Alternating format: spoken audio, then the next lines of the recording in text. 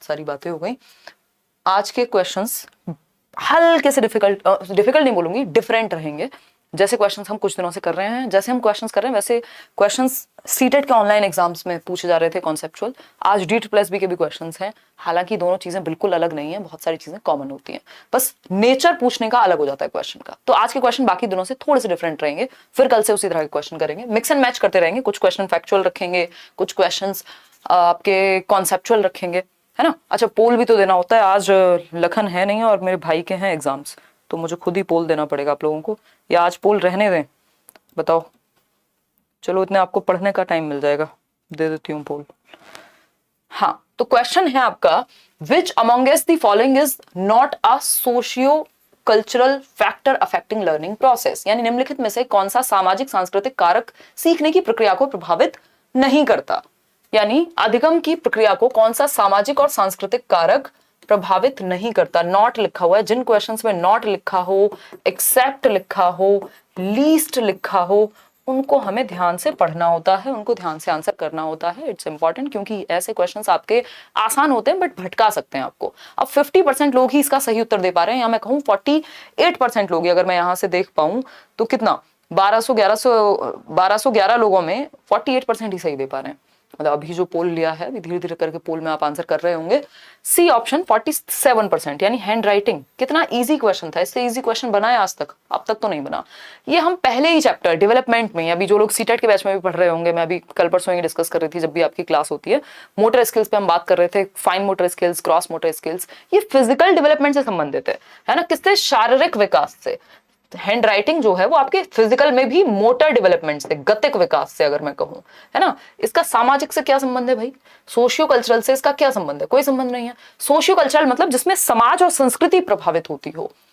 तो कौन सा एक फैक्टर ऐसा है जिसमें समाज और संस्कृति की बात नहीं होगी? हैंड राइटिंग में कोई समाज संस्कृति नहीं है, चाहे अमेरिका के बच्चे से कुछ लिखवा लो, चाहे यहाँ के बच्चे से लिखवा लो, क्या फर्क पड़ेगा भाई? है जेंडर जो है वो एक सोशल कंस्ट्रक्ट है, ये हम प्रॉपर एक चैप्टर में पढ़ते हैं। हर जगह हमें क्वेश्चन देखने को मिलता है कि लिंग एक सामाजिक संरचना है, समाज के द्वारा बनाया गया है कि महिलाएं ये कपड़े पहनेंगी, पुरुष ये पहनेंगे, ये काम करेंगे, रोल्स जो हमने बनाए हैं। तो लिंग एक सामाजिक संरचित प्रक्रिया है, सोशली कंस्ट्रक्टेड प्रोसेस है या कॉन्सेप्ट है। इनकम लेवल भी सामाजिक सांस्कृतिक परिप्रेक्ष्य में ही हम देखते हैं, है ना, कि इस समाज में इतने जो आपका पर कैपिटा इनकम है वो इतना है ना। अगर हम नेशन वाइज देखते हैं, नेशन अपने आप में एक सोशल एस्पेक्ट में ही तो देख रहे हैं ना। फिर उसके बाद आपका हमारे देश में भाई, अगर कोई मान लो कितना, कुछ टाइम पहले शायद एक डेटा था कि 1% से भी कम लोग हैं जो 1 लाख रुपए जिनकी सैलरी है या इनकम है।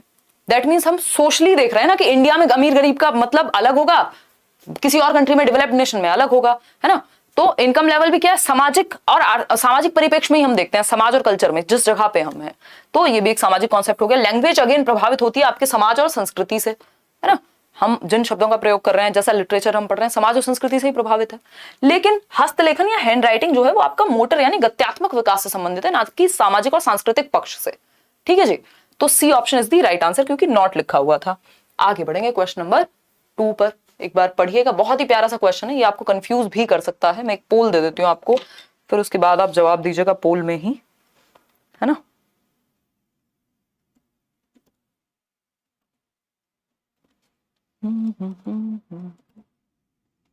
अच्छा, एक और चीज, एक और अनाउंसमेंट करनी थी, या मैं आपको टेलीग्राम पे शेयर कर दूंगी। 24 ऑफ मई को आपका मैच है, एक करियर विल ऑर्गेनाइज करा रहा है नोएडा क्रिकेट स्टेडियम में। तो जितने भी लोग आना चाह रहे हैं, मिलना चाह रहे हैं, पूरी टीम वहां पे होगी, आप सभी से मिल सकते हैं। और जो लोग का कहीं पे सिलेक्शन हुआ है तो वो लोग खेल भी सकते हैं, है ना, उनको इन्वॉल्व किया जाएगा टीम में भी। और एक छोटा सा मीटअप हो जाएगा, खाने का प्रबंध है, आप लंच वहीं पे कीजिएगा। 12 बजे तक भी या 10 बजे भी सुबह आप अगर आ रहे हैं, 8:30 बजे या 8 बजे मैच शुरू होगा आई थिंक, तो आप आ सकते हैं। वेन्यू वगैरह मैं कल शेयर कर दूंगी, बाकी की डिटेल्स, ठीक है। तो जो लोग दिल्ली, नोएडा में कहीं भी रहते हैं या यूपी में आसपास रहते हैं, वो लोग ज्वाइन कर पाएंगे, है ना। चलिए देखिए, समझते हैं कितने भी लोग आ सकते हैं, कोई दिक्कत नहीं है। 30,000 कैपेसिटी है स्टेडियम की। देखिए, देख रहे हो अब मुझे कैसी कैसी चीजें बीच में याद आ जाती हैं, दिमाग में चीजें इतनी है, कभी भी कहीं भी याद आ जाती हैं। क्वेश्चन आप कह रहे हैं ए, 90% लोग, identify the period from the day of conception till the birth of the child, यानी गर्भाधान के दिन से बच्चे के जन्म तक की अवधि को क्या कहेंगे? गर्भाधान यानी कॉन्सेप्शन पीरियड, जब से आप गर्भ में हैं या थे या कोई भी बच्चा एक सेल के रूप में गर्भाधान शुरू हो गया मान लीजिए, तो तब से जन्म तक का, तो जन्म तक प्री नेटल पीरियड कहलाएगा। इसको प्रेगनेंसी कह लीजिए आप आम भाषा में। 9 months 10 days का पीरियड है, 280 दिन कह देते हैं जनरली, और इसके अलावा 40 to 40 वीक्स का टाइम पीरियड कह देते हैं। ठीक है, तो ये हम यहाँ पे ध्यान रखेंगे। 37 to 40 वीक के बीच में अगर कोई भी बच्चा जन्म लेता है तो वो हेल्दी माना जाएगा। ठीक है, तो ये प्री नेटल यानी प्रसव पूर्ण अवस्था, यानी जन्म से पहले की अवस्था है कि कॉन्सेप्शन से, गर्भाधान के समय से जन्म तक, तो इसको कॉन्सेप्शन पीरियड कहते हैं। प्रेगनेंसी पीरियड कह लीजिए आप, प्री नेटल पीरियड कहेंगे टेक्निकली। ठीक है जी। लेटर चाइल्डहुड क्या है? 6 से 12 वर्ष का समय है लेटर चाइल्डहुड। इन्फेंसी जन्म से 2 वर्ष का समय है जनरली सामान्य भाषा में। अर्ली चाइल्डहुड 2 से 6 वर्ष का समय है सामान्य भाषा में। अब मैं सामान्य क्यों कह रही हूं हर बार? क्योंकि अलग अलग लोगों ने इन पे भी अलग अलग बातें कही हैं। किसी के द्वारा इन्फेंसी 5 साल है, किसी के कहने के अनुसार जो है वो आपका कोई बेबीहुड इंक्लूड करेगा, कोई टॉडलरहुड इंक्लूड करेगा, कोई नहीं करेगा, कोई चाइल्डहुड की बात करेगा। किसी ने डेवलपमेंट की 5 स्टेज दी हैं, किसी ने 3 दी हैं, किसी ने 8 भी दी हैं, 12 भी दी हैं। तो सबका अलग अलग है, बट हम जनरल स्टेजेस याद रखते हैं जो हर जगह पे काम कर जाएं, वो आपकी यही है। जो जनरल स्टेजेस हैं आप लिख भी सकते हैं कहीं पे अगर लिखना चाहते हैं। हर जगह आपकी 99% ऑफ द केसेस में काम कर जाती है, 1% एक्सेप्शन है। आपका प्री नेटल पीरियड हमने अभी समझ ही लिया। प्री नेटल यानी प्रसव पूर्ण अवस्था, जन्म से पहले, before birth, 9 months before birth, हम ऐसे लिख सकते हैं 9 months बिफोर बर्थ। ठीक है जी, कोई दिक्कत नहीं है। फिर उसके बाद जब जन्म हो गया तो इन्फेंसी शुरू हो गई। इन्फेंसी, शैशवावस्था कहते हैं इसको। जन्म से 2 साल कह लीजिए, 0 to 2 years, क्योंकि साल में काउंट कर रहे हैं ईयर्स में इसलिए 0 लिख रहे हैं, 0 to 2 कह रहे हैं, नहीं तो बर्थ टू 2 भी कह सकते हैं। फिर आता है चाइल्डहुड। अब इस चाइल्डहुड में भी हमने अर्ली और लेटर चाइल्डहुड बांटे हुए हैं, यानी उत्तर और पूर्व बाल्यावस्था, अर्ली चाइल्डहुड और लेटर चाइल्डहुड। जो चाइल्डहुड का समय है वो है कुछ 2 से 12 वर्ष तक ओवरऑल। अगर हम देखें यहाँ पे, इसमें 2 से 6 वर्ष हो जाएगा आपका अर्ली चाइल्डहुड यानी पूर्व बाल्यावस्था, जब वो प्ले वे में जाएगा, यही टॉय एज आपकी कहलाती है। ठीक है, प्ले एज भी इसी को कह रहे हैं। और 6 से 12 साल हो जाएंगे आपके लेटर चाइल्डहुड। ठीक है जी, इतनी बात, बेसिक बातें हैं, बिल्कुल याद रख सकते हैं। अब 4th स्टेज की अगर हम बात करें, बहुत महत्वपूर्ण, अडोलेसेंस अगर हम कह रहे हैं, अडोलेसेंस जिसको हम किशोरावस्था कहते हैं। ठीक, 12 से 18 वर्ष, WHO के अनुसार 10 से 19 वर्ष। ठीक है, इतनी बात क्लियर है। इसके बाद अडल्टहुड और फिर आती है ओल्ड एज। बट हमारे स्कूल लेवल पे या जो भी हम जिस भी एग्जाम में बैठेंगे वहां एडोलेसेंस से ऊपर का क्वेश्चन नहीं आता। तो यहीं तक कहानी समाप्त हो जाएगी। अगर ये 4 स्टेजेस आप ठीक से याद रख पा रहे हैं, इनफ हो जाएगा। वैसे तो ये 6 हो जाएंगे क्योंकि अगर 2 और ऐड करेंगे, अर्ली और लेटर चाइल्डहुड, बट इतना आप याद रख लीजिए, आपको हर जगह पे ही काम आ जाएगी। ठीक, क्योंकि कई जगह पे बहुत रेयर होता है कि इन्फेंसी किसी के अनुसार पूछ ली, रॉस ने कहा है भाई 5 साल तक होती है। अदरवाइज जनरली अगर आप इन्फेंसी 0 से 5 तक पढ़ेंगे तो आपके 99.9% क्वेश्चंस गलत हो जाएंगे, क्योंकि 0.1% एक्सेप्शंस में ही आपसे इन्फेंसी की एज 5 साल तक पूछ सकता है। यूपी टेट में इस बार इन्होंने गड़बड़ की थी। आते हैं वापस से नेक्स्ट क्वेश्चन पे। क्वेश्चन नंबर 3 देखेंगे एक बार। क्वेश्चन नंबर 3 पढ़िएगा, प्यारा सा क्वेश्चन है। हाँ, ये नहीं और आएगा मुश्किल क्वेश्चन आएगा, पढ़ो एक बार। एक क्वेश्चन है जिसमें मुझे आपको कई चीजें डिस्कस करनी है, याद दिला देना बस। याद आप कैसे दिलाओगे, मैं ही याद रख लूंगी। देखना एक बार, पोल में जवाब देना यार। बीएड को लेके ना अभी भी कुछ भी ऑफिशियल नहीं है, तो उस पर बात कर लेंगे अगर लगेगा जरूरी है। आप बहुत अच्छा पढ़ाते हो, बस दिल खुश हो जाता है इसमें, खाने का मन भी नहीं करता, मतलब पेट भर जाता है ये सुन के ना। तारीफ के लिए जीता है इंसान। मजाक कर रही हूँ। देखो एक बार, अगर हम बात करें, children in a democratic culture tends to acquire democratic values and attitudes, यानी अगर आप एक लोकतांत्रिक संस्कृति में हैं, एक लोकतांत्रिक संस्कृति है जहां सबकी बात को सुना जाता है, समझा जाता है, मौका दिया जाता है, फ्रीडम ऑफ स्पीच है, तो आप क्या करेंगे, वैसे ही वैल्यूज को और एटीट्यूड्स को एक्वायर कर लेंगे, लोकतांत्रिक ही बन जाएंगे आप भी। This statement clarifies the role of dash factor affecting learning. ये जो स्टेटमेंट है, ये जो कथन है, वो अधिगम को प्रभावित करने वाले डैश कारक की भूमिका को स्पष्ट करता है। ठीक है, बताइएगा क्या कहना चाहता है ये फैक्टर, आंसर कीजिएगा, फटाफट बताइए। बी ऑप्शन कह रहे हैं ज्यादातर लोग, 63% लोग। बिल्कुल सही बात है। देखो इसमें कंफ्यूजन हो सकता है, कई लोगों को ये एनवायरनमेंट भी लग सकता है कि भाई कल्चर भी तो एनवायरनमेंट का ही पार्ट है, बट हमें स्पेसिफिक होकर समझना होगा कि क्वेश्चन ने पूछा हमसे क्या है। हमसे क्वेश्चन ने ये नहीं पूछा पेड़ पौधे हवाएं चल रही हैं, है ना, वो बॉलीवुड वाला सीन बना हुआ है, वो नहीं है, वो एनवायरमेंट की बात नहीं हो रही अभी यहाँ कल्चरल एनवायरमेंट की बात हो रही है। तो children in a democratic culture, specifically culture की बात हो रही है। कल्चर पेड़ पौधे कम है, कल्चर वो जो समाज में चीजें चल रही हैं, जो पहनावा है, जो भी चीजें अपने आप को एक्सप्रेस करने का तरीका है, बोलने का तरीका है, ये सारी चीजें वहां ज्यादा हैं।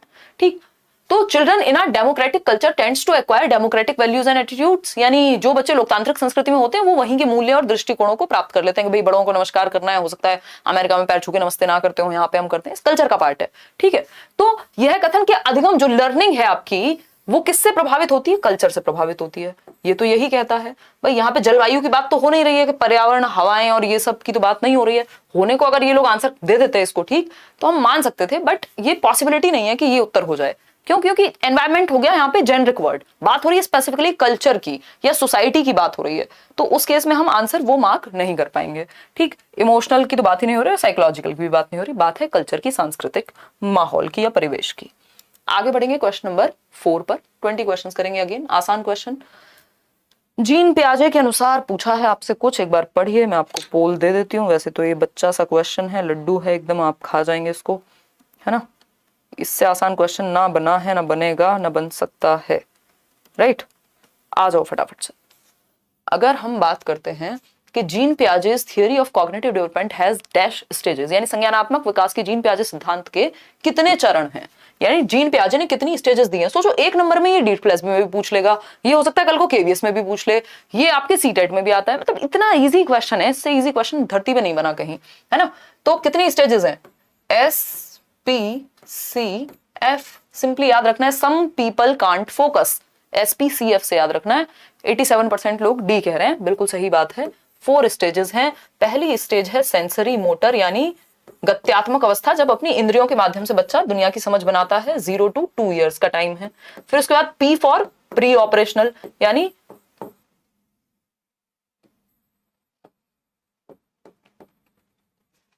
पूर्व संक्रियात्मक अवस्था, कितना, 2 से 7 वर्ष। फिर उसके बाद C फॉर कॉन्क्रीट ऑपरेशनल, मूर्त संक्रियात्मक अवस्था, जहां लॉजिक आएगा सबसे पहले, 7 से 11 वर्ष। ठीक, फिर आएगा formal operational, F for formal operational. ठीक, ये 11 है, अब कह लीजिए 11 से 16 जनरली लोग कह देते हैं। तो ये हमें याद रखनी है, बेसिक चीजें, ये तो हमारे बिल्कुल फिंगर टिप्स पे होनी चाहिए, इतनी इजी चीजें हैं ये। ठीक है, 10 स्टेजेस एज सच हमने देखी नहीं है किसी की यहाँ पे। आगे बढ़ेंगे तो डी ऑप्शन हो गया राइट आंसर। इन्होंने, इनकी थियरी का नाम है कॉग्निटिव डेवलपमेंट, यानी संज्ञानात्मक विकास, यानी मेंटल स्किल्स, इंटेलेक्चुअल डेवलपमेंट, हमारी बौद्धिक क्षमताओं का विकास। ठीक है, नेक्स्ट क्वेश्चन आपके सामने है, आप बिना पोल के ही जवाब दे दीजिए, नहीं तो पोल में लग जाएगा समय, क्योंकि छोटा सा क्वेश्चन है। The affective domain includes the manner in which we deal the dash things, यानी भावनात्मक डोमेन या अफेक्टिव डोमेन जो है वो अपने अंदर इंक्लूड करता है, शामिल करता है किस तरह की चीजों से जिनसे हम निपटते हैं या डील करते हैं, एनालिटिकल, साइकोलॉजिकली, स्पिरिचुअली या इमोशनली। अफेक्टिव डोमेन हम सबको पता है ना, इमोशनली या इमोशनल एस्पेक्ट से जुड़ा हुआ है अफेक्टिव डोमेन, भावनात्मक पक्ष से जुड़ा हुआ है कौन, अफेक्टिव डोमेन। हिंदी में तो भावनात्मक ही कहते हैं। किसकी बात हो रही है, BS ब्लूम की बात हो रही है, बेंजामिन सैमुअल ब्लूम की बात हो रही है। ब्लूम्स टैक्सोनॉमी हम सब ने पढ़ी है, एक पार्ट मैंने बनाया भी हुआ है, बाकी के दोनों पार्ट भी किसी दिन मैं कराऊंगी, यूट्यूब पे ही करा दूंगी, ये भी कहीं नोट करना पड़ेगा। 1 मिनट रुको, चलते हैं आगे बढ़ते हैं। 1 मिनट रुकना बस, ठीक है। जो वीडियोस अभी नहीं आ रहे हैं डोंट वरी, सब आएंगे एक साथ। आते हैं आगे बढ़ते हैं, सब फोन में नोट किए जा रहे हैं आजकल। क्वेश्चन नंबर 6 देखिएगा, क्वेश्चन नंबर 6 पढ़िएगा एक बार। इससे पहले हमें अफेक्टिव डोमेन पे बात करना जरूरी है। ठीक भाई, अगर हम BS ब्लूम की बात करें, मैंने आपको एक चीज बताई थी, CAP कैप, सर पे लगाने वाली कैप, टोपी। ठीक, मतलब BS ब्लूम ने 3 डोमेन या 3 एस्पेक्ट बताए थे। C फॉर कॉग्निटिव डोमेन, यानी संज्ञानात्मक पक्ष, जिसमें आपका हेड यानी दिमाग या मस्तिष्क इन्वॉल्व होगा। फिर है A फॉर अफेक्टिव डोमेन, जिसको हम क्या कहते हैं, इमोशनल एस्पेक्ट। इसी की बात हो रही थी अभी लास्ट क्वेश्चन में, है ना, हमारे इमोशंस से जोड़ दीजिए आप। हेड या फिर हार्ट कहते हैं इसको, इमोशनल डोमेन को हेड के साथ, जैसे हार्ट भी कह सकते हैं। हेड, हैंड और हार्ट की शिक्षा गांधी जी ने भी कहा। साइकोमोटर डोमेन, साइकोमोटर होता है गत्यात्मक पक्ष, गत्यात्मक पक्ष बोले तो जिसमें डूइंग एस्पेक्ट या हैंड, है ना, एक्टिविटीज हम हैंड से करेंगे, ठीक है। तो ये हमारे व्यवहार का फीलिंग पक्ष है, यानी महसूस करने वाली जितनी भी चीजें होंगी वो अफेक्टिव डोमेन से जुड़ी होंगी, A for affective. Cognitive domain से जो दिमाग से रिलेटेड चीजें हैं, यानी थिंकिंग एस्पेक्ट जुड़ा हुआ होगा, सोचेंगे कहां से, दिमाग से सोचेंगे, तो ये किस में आएगा, कॉग्निटिव डोमेन में आएगा। बहुत इंपॉर्टेंट चीजें बता रही हूं मैं आपको। साइकोमोटर यानी हैंड, मतलब doing aspect of are behaviour, यानी व्यवहार का करना पक्ष किससे संबंधित है, तो साइकोमोटर डोमेन से संबंधित है। हल्की सी बात है बट बहुत काम की है, पेपर में क्वेश्चन आता ही है। किसने दिया है ये जो टैक्सोनॉमी है, इसको क्या बोलते हैं, क्लासिफिकेशन बोलते हैं, वर्गीकरण बोलते हैं, तो बीएस ब्लूम ने दिया है। किसने दिया है, बेंजामिन सैमुअल ब्लूम। जो लोग नए हैं उनके साथ मैं ऐसे डिस्कस कर रही हूँ, जो लोग पहले से सीख रहे हैं उनको नहीं कह रही हूँ कि ऐसे बच्चों की तरह बात कर रही हूँ, है ना। देखो बीएस ब्लूम, ठीक है जी, इतनी बात क्लियर है हमें। तो बेसिकली ये कहते हैं कि भाई तीनों को इस तरह से जोड़ो कि बच्चा बेस्ट तरीके से सीख पाए। उसका हैंड यानी फिजिकल एक्टिविटी भी, हेड यानी उसका मस्तिष्क दिमाग भी इन्वॉल्व हो सीखने में, और हार्ट यानी इमोशंस भी इन्वॉल्व हो। जिस चीज में मजा आ रहा है आप क्यों कर रहे हैं ज्यादा, आपको यहाँ क्लास में मजा आ रहा है तभी आ रहे हैं ना आप, कल तो पेपर नहीं है कोई, है ना, दिमाग का भी इस्तेमाल कर रहे हैं आप, क्वेश्चंस भी सॉल्व कर रहे हैं। फिजिकल एक्टिविटी थोड़ी कम कर रहे होंगे बट जो लोग पोल पे आंसर कर रहे होंगे वो कर रहे होंगे। दैट मीन्स तीनों एस्पेक्ट जोड़ गए, लर्निंग मस्त होगी, बढ़िया होगी, ठीक। चले आगे बढ़े। तो ये बेंजामिन सैमुअल ब्लूम ने दिया है, और इस पे महात्मा गांधी ने भी बात की, हेड, हैंड और हार्ट की शिक्षा की, यानी दिल, दिमाग और आपकी फिजिकल एक्टिविटी, शारीरिक पक्ष, ठीक। आगे बढ़ते हैं। और इन तीनों ही डोमेन में बीएस ब्लूम ने तीनों ही डोमेन में इसमें 6 एस्पेक्ट्स की बात की है ना, फिर इसमें 5 एस्पेक्ट्स की बात की है, फिर इसमें 6 एस्पेक्ट्स की बात की है। तो इनके अंदर भी अलग अलग लेवल्स हैं।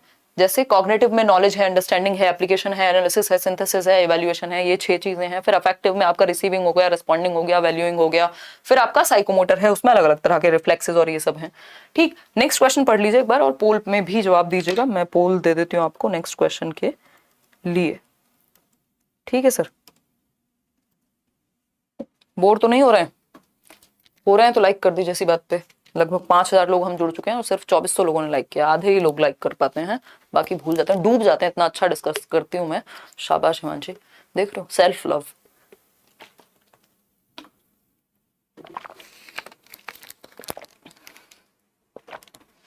ओके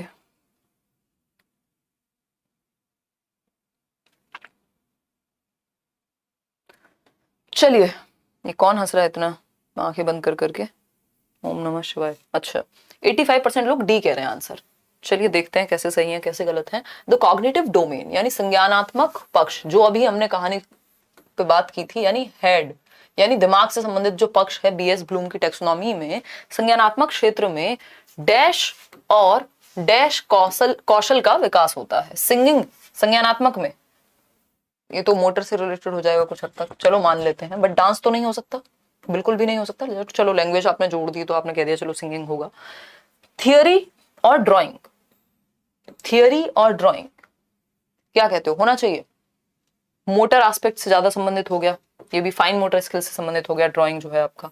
नॉलेज चलो ठीक है, बिल्कुल दिमाग से जुड़ा हुआ है। राइटिंग, साइकोमोटर जो मोटर एस्पेक्ट है आपका वो ज्यादा राइटिंग से जुड़ा हुआ होगा, ठीक। तो नॉलेज बिल्कुल ठीक है बात। और इंटेलेक्चुअल पक्ष यानी बौद्धिक पक्ष, तो ज्ञान और मेंटल स्किल्स जितनी भी हैं, चाहे वो सोचना यानी थिंकिंग हो, इमेजिनेशन हो, प्रॉब्लम सॉल्विंग हो, इस तरह की जितनी भी चीजें हैं, इसमें वैसे knowledge, understanding, application, analysis, synthesis और इवैल्यूएशन, ये सारी चीजें थी। तो कॉग्निटिव डोमेन में अपने अंदर क्या इंक्लूड करता है, नॉलेज, यानी आप नॉलेज कैसे बिल्ड करेंगे, बनाएंगे कैसे, दिमाग से करेंगे यहाँ पे, तो नॉलेज का एस्पेक्ट है। And the development of intellectual skills यानी दिमाग से संबंधित बौद्धिक जो कौशल हैं वो विकसित होंगे। बौद्धिक कौशल कौन से होते हैं, सोचना, समझना, तर्क करना, कल्पना करना, imagination, thinking, memory, perception, reasoning, ये सारी चीजें, ठीक। तो डी ऑप्शन एकमात्र सही उत्तर है। अगर आप लोग दे रहे हैं तो सही दे रहे हैं आप उत्तर, बढ़िया दे रहे हैं। चलिए आगे बढ़ते हैं इसी बात पे, क्वेश्चन नंबर 7 करते हैं। देखेंगे एक बार क्वेश्चन नंबर 7 को, पोल में जवाब दीजिएगा। बहुत ही प्यारा क्वेश्चन है, इसमें आप लोग हो सकते हैं कंफ्यूज।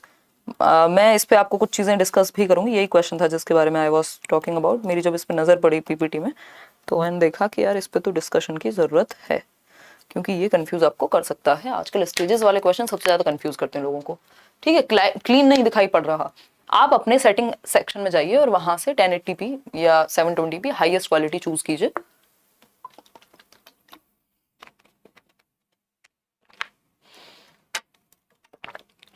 डी ऑप्शन 42% लोग कह रहे हैं। कौन है ये लवली मैम कह रहे हैं? हिमांशी मैम कहा करो। पहली बात तो मैम ही मत कहा करो, अब तो इतनी आदत हो गई ना। आज तो थंबनेल पे किसी ने लिख के भेज दिया मैम, मैंने कह रही मैम हटवा दो, ऐसा लग रहा है पता नहीं मैं क्या ही हो गई हूँ, चुपचाप से सही नाम लिखवा दो। उड़ीसा से हूँ। अच्छा, बीएड क्लियर करने, कर लो, चलो बहुत बढ़िया, आ जाओ इधर, बहुत बातें करते हो, मैं आपसे ज्यादा और आप मेरे से ज्यादा। The period just after the babyhood after about अ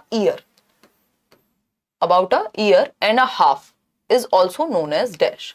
यानी बेबीहुड के जस्ट बाद लगभग 1.5 साल तक आप जो भी पीरियड आएगा उसको क्या कहेंगे? अलग अलग आंसर आ रहे हैं। टॉडलरहुड, अडल्टहुड, एडोलेसेंस या प्री स्कूल चाइल्डहुड, बताइएगा एक बार। 47% लोग आंसर दे रहे हैं आपका डी ऑप्शन।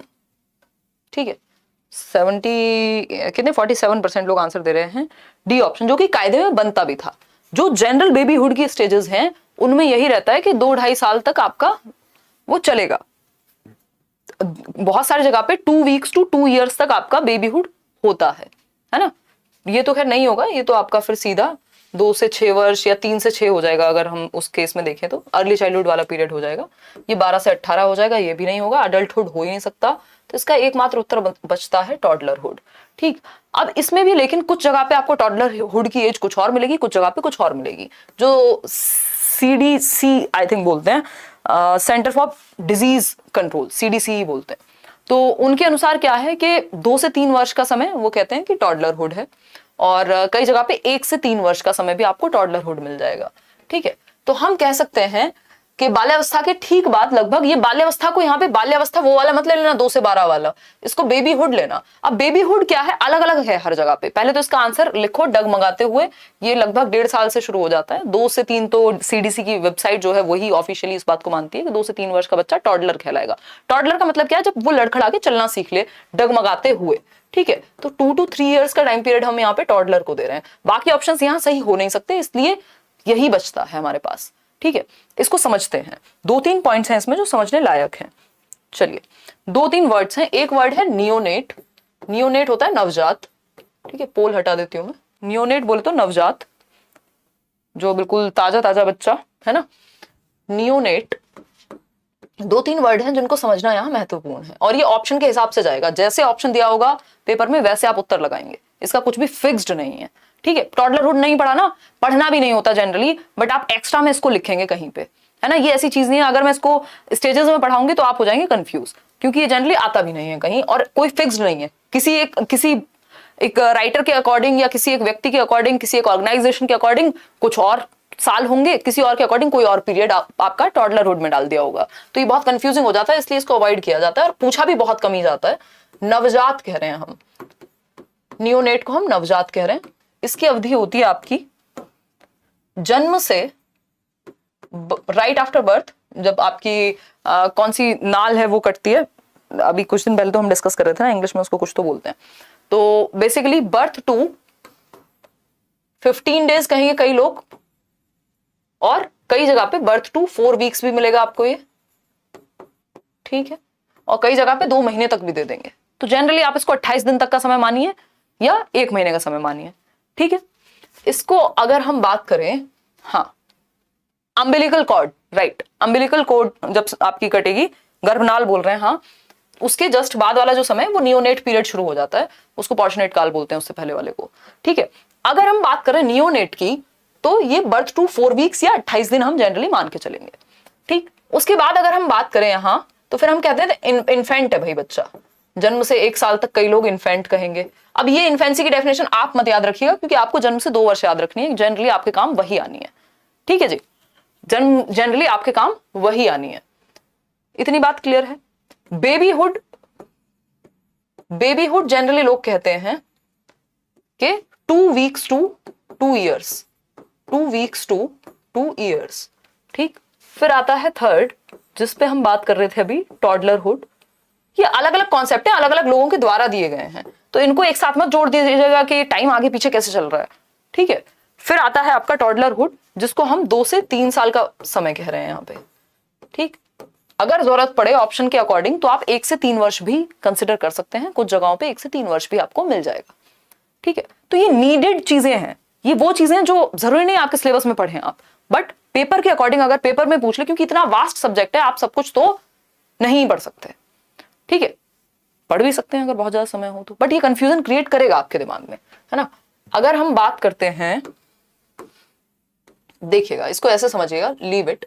आपने जो स्टेजेस अभी पढ़ी थी थोड़ी देर पहले, आपकी इन्फेंसी थी या प्री नेटल स्टेज थी, जन्म से 9 माह पूर्व, उसके बाद आपने इन्फेंसी पढ़ी थी, फिर चाइल्डहुड था जिसमें अर्ली और लेटर चाइल्डहुड था, उसके बाद आपका एडोलेसेंस था, देन आपका अडल्टहुड है, वो हम पढ़ते नहीं क्योंकि स्कूल लेवल पे कहीं पूछा नहीं जाएगा, और फिर आता है ओल्ड एज। आपको इन्फेंसी से एडोलेसेंस तक मेनली याद रखना है, शैशवावस्था से आपका हम कहेंगे किशोरावस्था तक, सबसे ज्यादा क्वेश्चंस वहीं से बनते हैं। उसके अलावा ये सब एक्स्ट्रा क्वेश्चंस हैं, आए तो आए, नहीं आए तो नहीं आए। नियोनेट यानी नवजात शिशु, कब से कब तक, अम्बिलिकल कॉर्ड के कटने से लेकर के यानी जन्म से 4 हफ्ते या 28 दिन तक का समय। बेबीहुड 2 हफ्ते से 2 साल तक का समय। टॉडलरहुड 2 से 3 वर्ष का समय। तो ये आपको ऐसे याद रख लेनी है जिससे आपका 1 नंबर बच जाए या आ जाए। थोड़ा बहुत 1 आध साल या कुछ महीने इधर उधर या कुछ दिन इधर उधर हो जाएंगे, ऑप्शन पे डिपेंड करेगा totally. I hope you got my point, ठीक है। कोई कह रहा है आपकी क्लास नोट्स वाली बुक में प्याज वाली थियोरी नहीं है, अच्छा जी, और कुछ है दी हुई है, बाकी फिर भी मैं एक बार चेक कर लूंगी। इतने कॉन्सेप्ट हो गए ना, और इतनी चीजें चल रही हैं, इतनी सारी बुक्स चल रही हैं पैरेलली, कि दिमाग में इधर उधर हो जाती हैं चीजें। देखिए क्वेश्चन नंबर 8 देखिएगा, अपडेट करा देंगे, नहीं होगी तो उसका वैसे भी हिंदी वर्जन आएगा। The psychomotor domain, question number 8 पढ़िएगा, क्वेश्चन नंबर 8 पढ़िएगा। मैं पोल भी दे देती हूँ आपको, आसान क्वेश्चन है वैसे।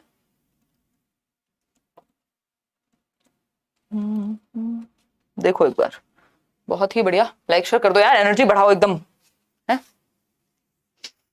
देखो एक बार, अगर हम बात कर रहे हैं क्वेश्चन नंबर 8 की, द साइकोमोटर डोमेन यानी गत्यात्मक पक्ष की अगर हम बात करें, गत्यात्मक पक्ष हमें पता है अभी हैंड की बात की थी हमने, या डूइंग एस्पेक्ट की बात की थी, या फिजिकल एस्पेक्ट की बात की थी, जिसमें दौड़ना कूदना फिरना मतलब चलने की बात आई। मोटर मतलब फिजिकल एस्पेक्ट जुड़ा होगा, मोटर का मतलब ये गति करना, है ना। आपके घर की मोटर भी गति करती है ना, उसी सेंस में।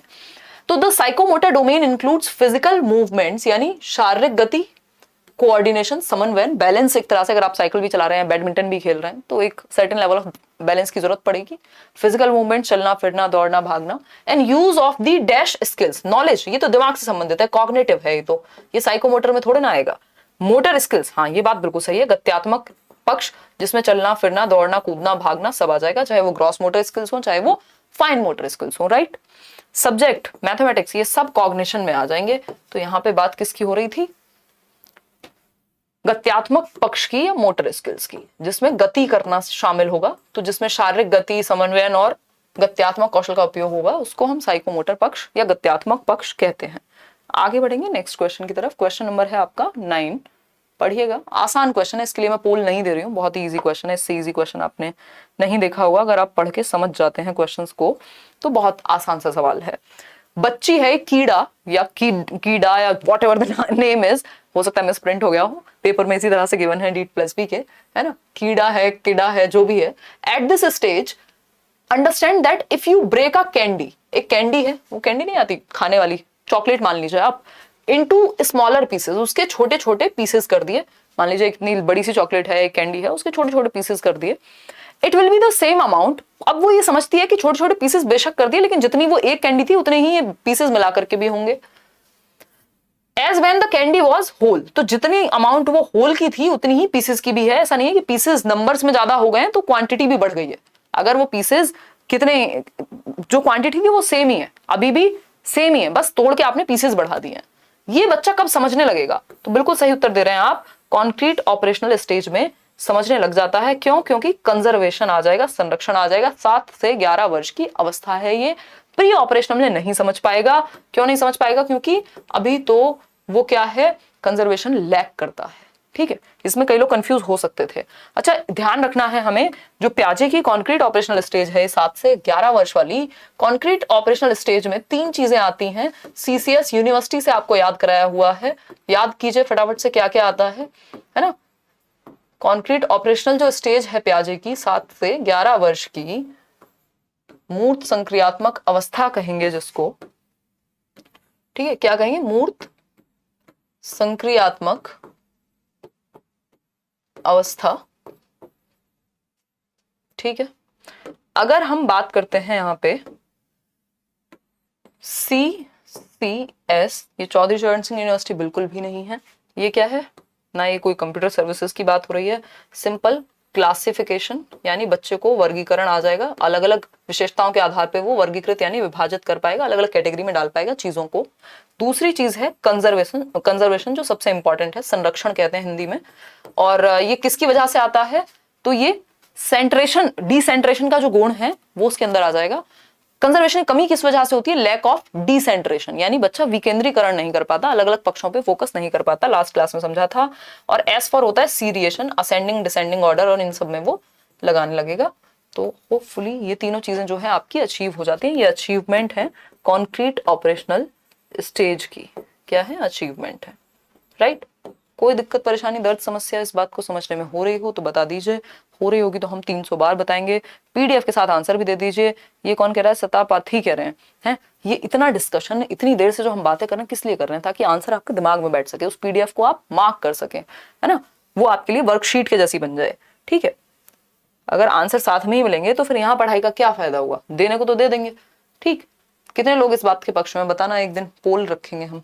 क्वेश्चन नंबर 10 देखिएगा, और पोल भी मैं दे देती हूँ। क्वेश्चन नंबर 10 पढ़िए आराम से, है ना। आज क्वेश्चन मुश्किल नहीं लग रहे होंगे उन लोगों को जिनके रोज नंबर अच्छे आ रहे थे, क्योंकि ये तो फैक्चुअल क्वेश्चंस हैं, है ना।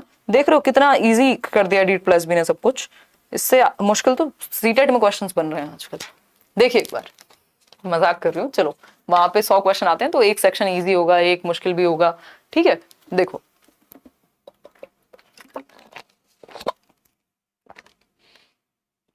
आपकी राइटिंग, क्या आपकी राइटिंग पहले से काफी अच्छी हो गई। कुमारी सौरभ कह रहे हैं, देख रहे हो सौरभ, देख रहे हो, इसे प्रोग्रेस कहते हैं।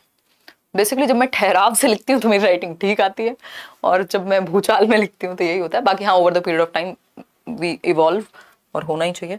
खैर, this refers to the learners active, और बोर्ड की आदत भी तो हो जाती है ना। This refers to the learners active attention to the stimuli and his or her motivation to learn, यानी कि इसका अर्थ है कि शिक्षार्थियों का उद्दीपनों पर सक्रिय रूप से ध्यान देना और सीखने के लिए उसकी प्रेरणा। यानी जो स्टिमुलस है कोई भी एनवायरनमेंट में, स्टिमुलस हो सकता है कोई गाना बजा और आपने डांस करना शुरू कर दिया, ये क्या हुआ, एक स्टिमुलस था, एक उद्दीपक था जो आपके दिमाग तक गया और आपने रिस्पॉन्ड किया, डांस करना शुरू कर दिया मजे में, ठीक है। क्लियर है बात। तो this refers to the learners active attention, आपकी अटेंशन एक स्टिमुलाई पे गई, एक उद्दीपक पे गई, and his or her motivation to learn, ये वैल्यूइंग से है, ऑर्गेनाइजेशन से है, रिसीविंग से है, रिस्पॉन्डिंग से है। देखो इसका डी आंसर है रिस्पॉन्डिंग, ठीक। ये आपके जो ये सारी चीजें हैं ये आपकी किससे संबंधित है, अफेक्टिव डोमेन से संबंधित हैं। ये ऑर्गेनाइजिंग तो चलो उसमें आ जाएगा, ठीक है। ये आपके बिल्कुल भी संबंधित नहीं है किससे, साइकोमोटर से। तो ये रिस्पॉन्डिंग है कि आप जो रिस्पॉन्स देंगे, ठीक है, कितने आप मोटिवेटेड हैं और कैसे आपने स्टिमुलस को लिया है, ये आपके रिस्पॉन्डिंग डोमेन में जाएगा। ये किसका है, ब्लूम्स टैक्सोनॉमी की ही बात हो रही है इस क्वेश्चन में भी, इसको कहीं और मत ले जाना। अगर टैक्सोनॉमी नहीं पढ़ी है तो गलत जवाब दोगे फिर। क्वेश्चन नंबर 11 देखिएगा, एक बार पढ़िएगा। मैं आपको पोल भी दे देती हूँ, पोल में भी जवाब आप कर सकते हैं। 9 क्वेश्चन और हैं, थोड़े ज्यादा स्लो चल रहे हैं क्या हम, बट मैंने सोचा अब थोड़ा सा सुकून से ही चलेंगे, डोंट वरी। देखिए, the ability to put parts together to form a coherent और unique new whole is known as, यानी पार्ट्स को एक साथ लाया गया किसके लिए, कि एक नया होल बन सके, एक नया होल बन सके, ठीक है। वी पुट पार्ट्स टुगेदर, मान लीजिए पेन है तो इसके आगे का जो निब है वो साथ में लगाया गया, इसका इंक अंदर डाल गया, पीछे से इसको टाइट किया गया, है ना। तो हमने क्या किया, पार्ट्स को हम साथ में लाए, ये अलग पार्ट है, ये अलग पार्ट है, साथ में लाए एक होल बनाने के लिए। तो इसको क्या कहते हैं, जब पार्ट्स को निकाला जाए, अलग अलग किया जाए, तो वो कहलाता है एनालिसिस। जब पार्ट्स को एक साथ लाके कुछ नया क्रिएट किया जाए तो उसको हम सिंथेसिस कहते हैं, ठीक है। सिंथेसिस कहते हैं जब पार्ट्स में विभाजित करें, तो हम विश्लेषण कहेंगे। लेकिन जब हम जोड़े पार्ट्स को तो ये सिंथेसिस कहलाता है, संश्लेषण कहलाता है। यहाँ पे कुछ नया क्रिएट करने की उस सेंस में बात नहीं की गई कि आंसर क्रिएटिंग होता, नहीं तो क्रिएटिंग तब होता जब नई टेक्सोनॉमी के अनुसार पूछा जाता। जो ब्लूम की 1956 वाली टेक्सोनॉमी है उसमें ये आईएनजी नहीं लगी हुई, और अगर हम बात करें जो 2001 वाली टेक्सोनॉमी है उसके अनुसार ये क्रिएटिंग हो सकता था। बट क्रिएटिंग का सेंस डिफरेंट होता। अगर आपसे क्वेश्चन क्रिएटिंग का पूछा होता तो ये नहीं कहता कि किसी भी चीज के पार्ट्स को हम एक साथ ले आए तो अब उसको क्या कहेंगे, वहां पे कहता आप नेक्स्ट लेवल पावर्स यूज कर रहे हैं, अपना जो भी आपने सीखा है कुछ नया क्रिएट करने के लिए।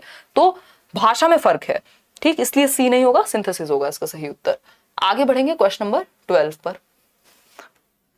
क्वेश्चन नंबर 12 पढ़िएगा एक बार, फिर ही हम बढ़ेंगे आगे। आसान क्वेश्चन है, इसमें मैं अगेन पोल नहीं दे रही हूं आपको। अकॉर्डिंग टू जीन पियाजे the child acquires the skill of using symbols, यानी बच्चा सिंबल्स को यूज करने की स्किल या कौशल, भाषा का इस्तेमाल करने का कौशल किस स्टेज पर सीख लेता है, बताइएगा एक बार। भाषा को इस्तेमाल करने का कौशल और ये जो सिंबल है इनको इस्तेमाल करने का कौशल किस स्टेज पर सीख लेगा। सब अपनी अपनी मर्जी से आंसर कर रहे हैं, बिना पोल के आजकल पता नहीं लगता। तो आंसर वैसे इसका प्री ऑपरेशनल स्टेज है, 2 से 7 वर्ष पूर्व संचालन अवस्था या पूर्व संक्रियात्मक अवस्था, सिंबॉलिक जो स्टेज है इसको कहा जाता है।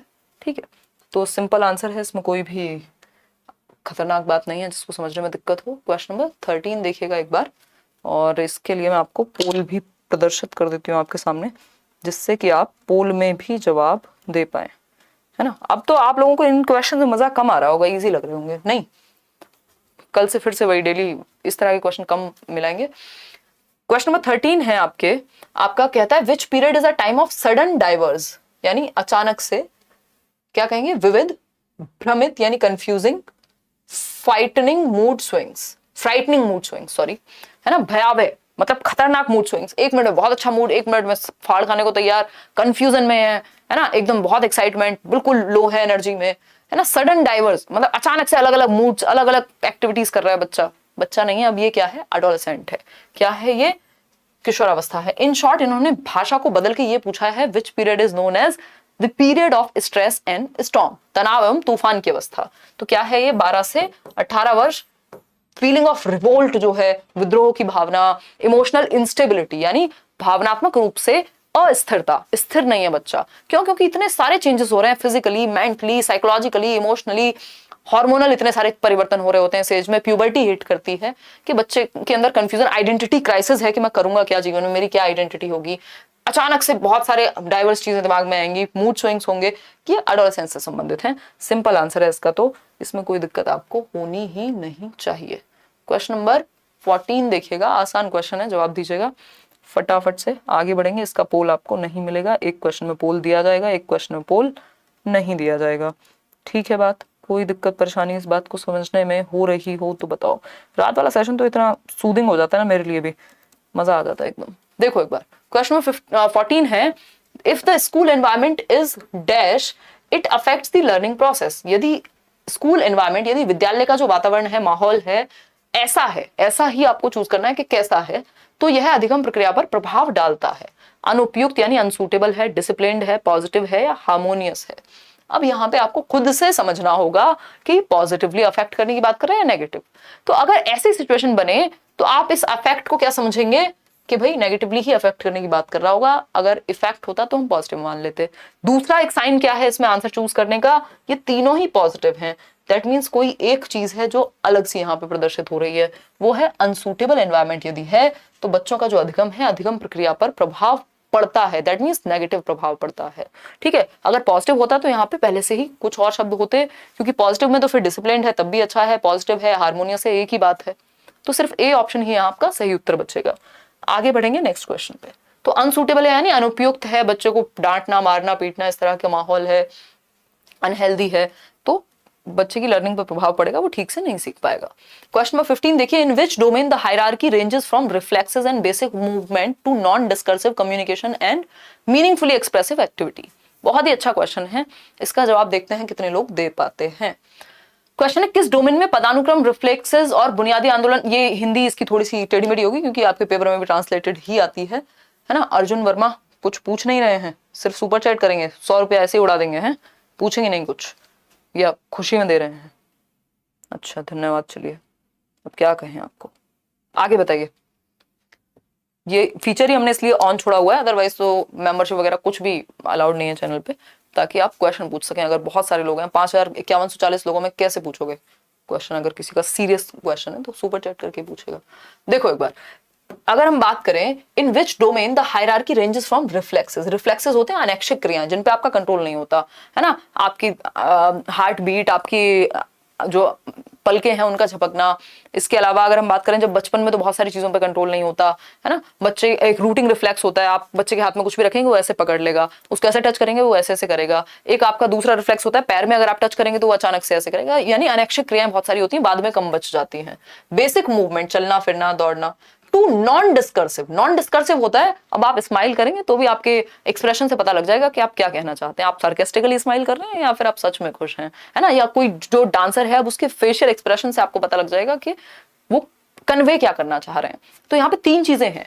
एक है रिफ्लेक्सेस यानी अनैच्छिक क्रियाएं, जब आपके कंट्रोल में ही नहीं है चीजें, ठीक है। फिर दूसरा है आपका बेसिक मूवमेंट्स, जब आपके कुछ हद तक कंट्रोल में आ जाती हैं चीजें, जैसे चलना फिरना और ये सारी चीजें। तीसरा है हाईएस्ट लेवल, जिसको हम कह रहे हैं डिस्कर्सिव। हालांकि इसके बीच में और भी लेवल्स आते हैं, अभी मैं आपको बताऊंगी भी। तो ये डिस्कर्सिव है जब आप बस अपने एक्सप्रेशन से ही बदलाव या जो भी इमोशन है अपना वो इमोट कर देंगे, ठीक। तो ये साइकोमोटर डोमेन से संबंधित हैं। ये जो इसमें 6 लेवल्स होते हैं साइकोमोटर में, है ना, ये सब यहाँ काम नहीं आएंगे। ये साइकोमोटर यानी गत्यात्मक पक्ष से संबंधित हैं। अभी समझते हैं। मोटर यानी एक्टिविटी या फिजिकल एक्टिविटी की बात हो रही है, सिंपल बात है। साइकोमोटर की बात होगी, अभी हमने डिस्कस किया था, जो डूइंग एस्पेक्ट है आपके व्यवहार का, जिसमें आप कुछ भी करने की बात हो रही है, बेसिक मूवमेंट की, रिफ्लेक्सेस की, नॉन डिस्कर्सिव कम्युनिकेशन की, यानी साइकोमोटर। अगर यहाँ पे सोचने की बात होती, थिंकिंग एस्पेक्ट की, या दिमाग से संबंधित कुछ भी होता, तो हम कह देते कॉग्निटिव एस्पेक्ट। ये वही ब्लूम का सिद्धांत है, BS ब्लूम का। अफेक्टिव क्या है आपकी, ये फीलिंग से संबंधित है, यानी आपके इमोशन से, feeling aspect of your behaviour, ठीक है। ये 3 चीजें हैं जो हमें ध्यान में यहां रखनी ही होती हैं। आगे बढ़ेंगे क्वेश्चन नंबर, इससे पहले ये देख लीजिए एक बार, ये मैंने ऐड कर दिया था ताकि आपको आइडिया लगे, ये PDF में भी मिल जाएगा। जो साइकोमोटर डोमेन है, गत्यात्मक पक्ष है BS ब्लूम का, इसको इंग्लिश में पढ़ेंगे तो ज्यादा बेहतर रहेगा, क्योंकि हिंदी में कंफ्यूजन हो सकती है, अलग अलग नाम होते हैं। तो ये जो साइकोमोटर डोमेन है, जिसपे हैरो ने काम किया, अनीता हैरो, 1972 में, 1972, साइकोमोटर डोमेन। पहला है रिफ्लेक्स मूवमेंट्स। देखो ये वैसे तो एक हायरार्की में है, रिफ्लेक्स को सबसे नीचे होना चाहिए था, क्योंकि ये बढ़ते हुए क्रम में चलेंगे, तो आप इसको बढ़ते हुए क्रम में याद रखिएगा। रिफ्लेक्स मूवमेंट्स में क्या है, बेसिक जो रिएक्शंस हैं, जैसे इनवॉलेंटरी एक्शंस हैं, आपने बच्चे के हाथ में ऐसे हाथ रखा, उसने पकड़ लिया, है ना, पलकों का झपकना, दिल का धड़कना, ये सब क्या है, इनवॉलेंटरी एक्शंस हैं, अनैच्छिक क्रियाएं, इन पे आपका कंट्रोल नहीं है। फंडामेंटल मूवमेंट्स, जो बेसिक मूवमेंट्स है, जैसे दौड़ना, चलना, या चीजों को ग्रास्प करना, उठाना, पकड़ना, ठीक है। दौड़ना भी छोड़ दीजिए, यहाँ पे सिंपल वॉकिंग और ग्रेस्पिंग जैसी चीजें, ये बेसिक मूवमेंट्स हो गए। फिर आता है परसेप्चुअल एबिलिटीज। इसमें आप किसी एक पर्टिकुलर स्टिमुलस के प्रति कोई रिस्पॉन्स देंगे, कोई गाना सुना, कुछ देखा आपने, ठीक। फिर आता है फिजिकल एबिलिटीज, जिसमें फिटनेस, जिसमें स्टेमिना बिल्ड होगा, जैसे रनिंग हो गया या कोई स्पोर्ट खेलना हो गया, आपका एक स्ट्रेंथ बिल्ड होगी यहाँ पे। स्किल्ड मूवमेंट्स, अब आपके यहाँ पे हो गया कि आपके अंदर स्टेमिना बिल्ड हो गया, आप थोड़ा बहुत दौड़ने भागने लग गए, आपके अंदर एक फ्लेक्सिबिलिटी है। यहाँ अब आपको स्किल्ड मूवमेंट्स करने हैं, यानी मान लीजिए अगर आप शूटिंग कर रहे हैं तो आपका मूवमेंट बहुत ही स्किल्ड होना चाहिए, जरा सा भी इधर उधर हुआ तो मामला गड़बड़ हो जाएगा, ठीक। फिर आता है नॉन डिस्कर्सिव कम्युनिकेशन, जो कि हाईएस्ट है, कि आप अपने जेस्चर्स का, अपनी बॉडी लैंग्वेज का यूज कर रहे हैं अपनी बात को कन्वे करने के लिए, ये हाईएस्ट है। तो ये है कहानी साइकोमोटर डोमेन की। इसको मैं अलग से एक वीडियो भी बना दूंगी, अभी साइकोमोटर और आपका अफेक्टिव डोमेन दोनों की एक साथ बना दूंगी। क्वेश्चन नंबर 16 देखिए, मतलब लाइव कर देंगे। क्वेश्चन नंबर 16 देखिए, ये BS ब्लूम का ही हिस्सा है, जो टैक्सोनॉमी है ब्लूम की, जिन लोगों को नहीं पता। क्वेश्चन नंबर 15 देखिएगा, ये पोल हम हटा लेते हैं। नहीं, शूटिंग फाइन मोटर स्किल नहीं होगा, उसमें बहुत सारी चीजें हैं, आपकी बॉडी का बैलेंस, आपकी आर्म्स भी यूज हो रही हैं, है ना, फिंगर्स तो हैं ही, आपकी आंखों का भी। इट डिपेंड्स कि क्वेश्चन कैसे पूछा है। Peer pressure is a type of which factor that affects learning, यानी जो साथी समूह है वो किस तरह से अधिगम को प्रभावित करने वाला कारक है, किस प्रकार का, इमोशनल, पर्सनल, सोशल या कल्चरल। अब देखो, इमोशनली भी अफेक्ट तो कर ही सकता है जो आपका साथी समूह है, बट ये कहां से आया, साथी समूह आया कहां से, क्लासमेट से, आपके दोस्त आए कहां से, समाज से ही आए ना, तो सामाजिक कारक है ये, ठीक है। Peer pressure is a type of social factor, किस प्रकार के फैक्टर का टाइप है, तो सोशल फैक्टर। किस प्रकार से प्रभावित कर सकता है, तो इमोशनली भी कर सकता है, पर्सनली भी कर सकता है ना। तो किस प्रकार का फैक्टर है, तो सोशल फैक्टर। समाज में ही तो है। पीयर ग्रुप का मतलब है साथी समूह, जो लगभग आपकी एज के लोग हों या फिर जिनके साथ आप रहते हो। अब ये आपके क्लासमेट्स हो सकते हैं, ये आपके कलीग्स हो सकते हैं, अगर आप काम करते हैं वो एज में थोड़े बहुत इधर उधर भी चल जाएंगे, और ये आपके मोहल्ले के दोस्त हो सकते हैं, ये आपके रिश्तेदारों के बच्चे हो सकते हैं जो आपके साथ रहते हो या जो लगभग आपकी सेम एज के हों। ठीक है, तो C option is the right answer. आगे बढ़ेंगे क्वेश्चन नंबर 17 पे। अच्छा क्वेश्चन है, इसमें मैं आपको पोल देना चाहूंगी, देखना चाहूंगी कि आप कितना सही उत्तर इसका कर पा रहे होंगे। ठीक है जी, पोल ले लीजिए क्वेश्चन नंबर 17 के लिए और फिर बढ़ेंगे आगे। देखिएगा, क्वेश्चन है अ चाइल्ड मे हैव, पढ़ लो, खुद ही पढ़ लो, पहले जवाब ही दे दो पोल में, फिर ही बात करेंगे इस पे। इसमें मैं पानी पी लूं। देखो एक बार,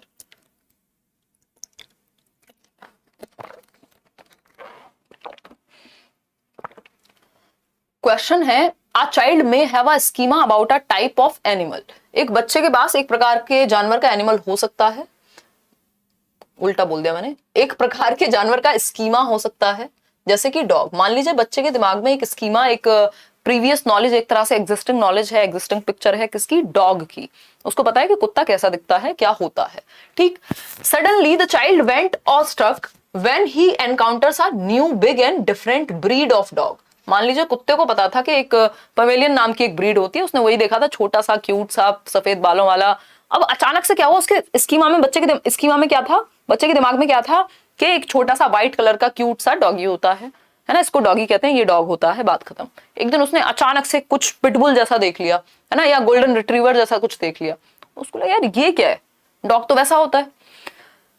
So in this case, the child is the dash new information into his existing schema about dog. अब इस मामले में बच्चे का जो मौजूदा स्कीमा है उसमें नई जानकारी को वो क्या करेगा, मैनिपुलेट करेगा, एकोमोडेट करेगा, ट्रांसफॉर्म करेगा या एसिमुलेट करेगा। तो आप इसमें गलत हैं ज्यादातर लोग, है ना। मैं देख लेती हूँ आप पोल में क्या आंसर कर रहे हैं। देखो वैसे तो कोई भी प्रोसेस होती है तो उसमें दोनों ही चीजें लगती हैं, बट यहाँ पे जो उत्तर होगा वो होगा एसिमुलेशन। उसका रीजन क्या है, डॉग का एक स्कीमा बच्चे के दिमाग में पहले से है, उसी स्कीमा में इसको ऐड करना है। ऐसा नहीं है कि फिर से नया बनाना है या मैनिपुलेट करना है। हालांकि कुछ हद तक मैनिपुलेशन होगा, बट मेजर जो आंसर बनेगा वो बनेगा आपका एसिमुलेशन। अगर ये नहीं होता तो हम यहाँ पे भी एकोमोडेशन के साथ ही चले जाते, बट यहाँ पे मेनली मेजरली क्या होता है, या तो उनको एडजस्टमेंट करना पड़ेगा या तो फिर मैनिपुलेट करना पड़ेगा, चेंज करना पड़ेगा। तो ऐसे शब्दों का जहां इस्तेमाल ना हो और लिखा हो एग्जिस्टिंग स्कीम में क्या करना पड़ेगा, एसिमुलेशन इज द आंसर। कोई क्या कह रहा है, आपसे कब से पूछ रही हूँ कि रीड के फॉर्म में नेम में करेक्शन होगा कि आप इग्नोर किए जा रहे हैं। अब देखो आकांक्षा, कितनी बच्चों जैसी बातें नहीं कर रहे हो आप, है। अभी भी 4800 लोग तो जुड़े हुए हैं, थोड़ी देर पहले 5100 लोग थे। अब आप ये सोचो 4800 लोग कहीं खड़े हुए हों और एक साथ टाइप कर रहे हों और एक इंसान डिस्कस भी कर ले, कमेंट्स भी पढ़ ले सारे, कैसे पॉसिबल है? आपको क्यों लगता है ऐसा? आपको इग्नोर करके मैं कहाँ जाऊंगी? क्या जरूरत है ये क्लासेस चलाने की अगर इग्नोर ही करना होगा तो, है। मैं तो एक एक इंसान से मिलना चाहती हूँ, क्या करें। मेरा दिल दुखता है ऐसी बातें आप करते हो। अभी भी ये समझ में आता था कि जब भाई अगर लोग ही चैनल पे 4000 होते तो चलो 200 लोग आके कमेंट कर रहे हैं। देखो ये ना एडिंग न्यू इन्फॉर्मेशन, इसको इसलिए कह सकते हैं कि आपने उसी स्कीमा में ऐड कर लिया। ये टोटली इनके ऊपर डिपेंड करता है कि इन्होंने आंसर इसको माना। अदरवाइज तो यहाँ पे एकोमोडेशन भी है एक तरह का। एक्चुअली जब होता क्या है, जो एडजस्टमेंट की प्रोसेस है ना यहाँ पे, उसमें ऑलरेडी एडजस्टमेंट बोल रही हूँ, आपकी कौन सी प्रोसेस में आते हैं ये दोनों, याद दिलाओ जरा, अडेप्टिंग की। तो अडेप्टेशन की प्रोसेस में एसिमुलेशन और एकोमोडेशन, एवरी टाइम कुछ हद तक एसिमुलेशन भी होता है और एकोमोडेशन भी होता है। ये बात हम कभी डिस्कस नहीं करते थियरी में, क्योंकि उससे कंफ्यूजन क्रिएट होती है ना। भाई अगर आप ऐड भी करोगे तब भी तो कुछ हद तक चेंज हुआ ही होगा ना, और जब आप चेंज कर रहे हो तब भी कुछ हद तक ऐड हुआ ही होगा कुछ। ठीक, तो खैर यहाँ पे सिंपल बात ये है कि जो डिफरेंट ब्रीड है उसको सिंपली ऐड कर लेना है। ऐसा नहीं है कि उसको डॉग का स्कीमा ही चेंज कर देगा, हालांकि वो चेंज होगा ही। ठीक है, तो ये दोनों अडेप्टेशन में आते हैं। डी आंसर जो है, डी ऑप्शन जो है इसका सही उत्तर है। क्वेश्चन नंबर 18 देखते हैं एक बार। क्वेश्चन नंबर 18, नेम का करेक्शन देखो, वो तो इनका करेक्शन की डेट्स होती हैं, अगर डेट्स निकल चुकी हैं करेक्शन की तो फिर तो पॉसिबिलिटी नहीं होगी कि चेंज हो पाए। आपका क्वेश्चन मैं भूल गई। Object permanence is a major characteristic of which stage of child development. Object permanence को हम हिंदी में कहते हैं वस्तु स्थायित्व जो है वो किस अवस्था की विशेषता है। वस्तु स्थायित्व जो है वो किस अवस्था की विशेषता है, ये पूछा है। वस्तु स्थायित्व किस स्टेज में आ जाता है? तो हम कहेंगे इन्फेंसी, जन्म से 2 वर्ष। पियाजे के अनुसार इसको सेंसरी मोटर भी कह सकते हैं। इसी स्टेज में आपका आ जाएगा वस्तु स्थायित्व। ये अटक कैसे गया भाई? चलिए आगे बढ़ते हैं। क्वेश्चन नंबर है 19, सेकेंड लास्ट क्वेश्चन।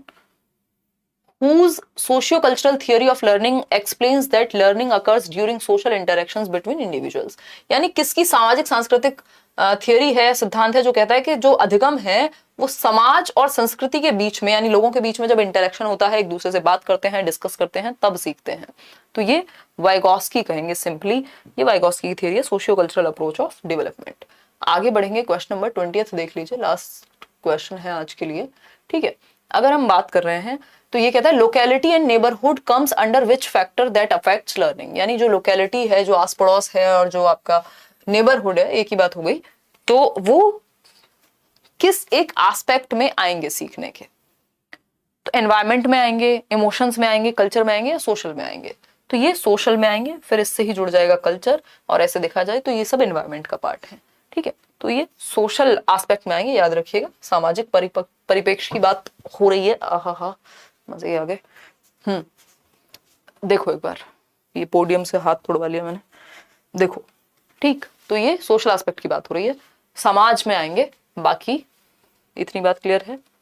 हाँ, क्योंकि लोकेलिटी जरूरी थोड़ी कि कल्चर, कोई एक पर्टिकुलर कल्चर की बात थोड़ी कर रहे हैं, ये कहीं पे भी होंगे। अगर लोकेलिटी और नेबरहुड, तो वो सोशल एस्पेक्ट में पहले आएंगे, कल्चर क्या है बाद की बात है, ठीक है। आज के लिए हम रखते हैं इतना ही। होपफुली आप होंगे बढ़िया, और 1 to 5 क्लियर हो गया। अंजलि कह रही है वेरी गुड यार, आप सभी को शुभकामनाएं। अपने सर्टिफिकेट्स डाउनलोड